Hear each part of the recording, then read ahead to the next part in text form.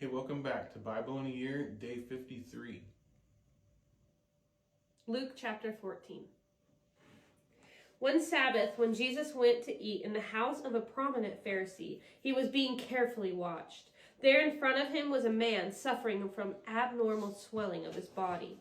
Jesus asked the Pharisees and experts in the law, "Is it lawful to heal on the Sabbath or not?" But they remained silent. So taking hold of the man, he healed him and sent him on his way. Then he asked them, "If one of you has a child or an ox that falls into a well on the Sabbath day, will you not immediately pull it out?" And they had nothing to say.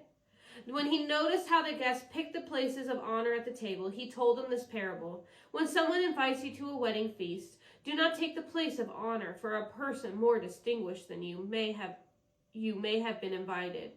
If so, the host who invited both of you will come and say to you, 'Give this person your seat.' Then, humiliated, you will have to take the least important place.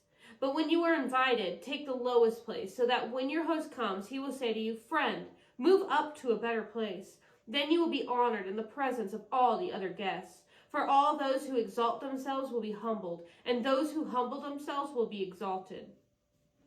Then Jesus said to his host, "When you give a luncheon or dinner, do not invite your friends, your brothers or sisters, your relatives, or your rich neighbors. If you do, they may invite you back, and so you will be repaid. But when you give a banquet, invite the poor, the crippled, the lame, the blind, and you will be blessed. Although they cannot repay you, you will be repaid at the resurrection of the righteous." When one of those at the table with him heard this, he said to Jesus, "Blessed is the one who will eat at the feast in the kingdom of God." Jesus replied, "A certain man was preparing a great banquet and invited many guests.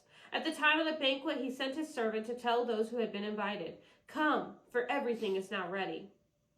But they all alike began to make excuses. The first said, 'I have just bought a field and I must go and see it. Please excuse me.'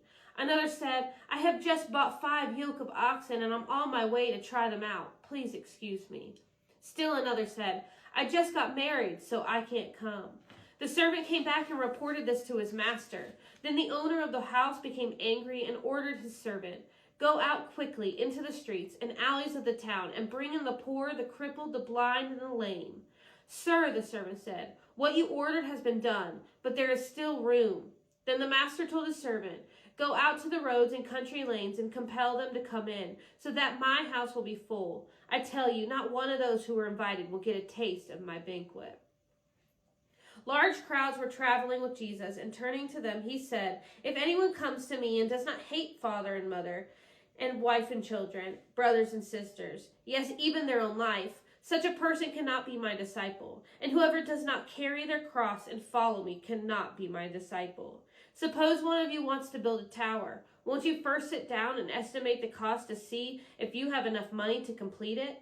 For if you lay the foundation and are not able to finish it, everyone who sees it will ridicule you, saying, 'This person began to build and wasn't able to finish.' Or suppose a king is about to go to war against another king. Won't he first sit down and consider whether he is able with 10,000 men to oppose the one coming against him with 20,000? If he is not able, he will send a delegation while the other is still a long way off, and will ask for terms of peace. In the same way, those of you who do not give up everything you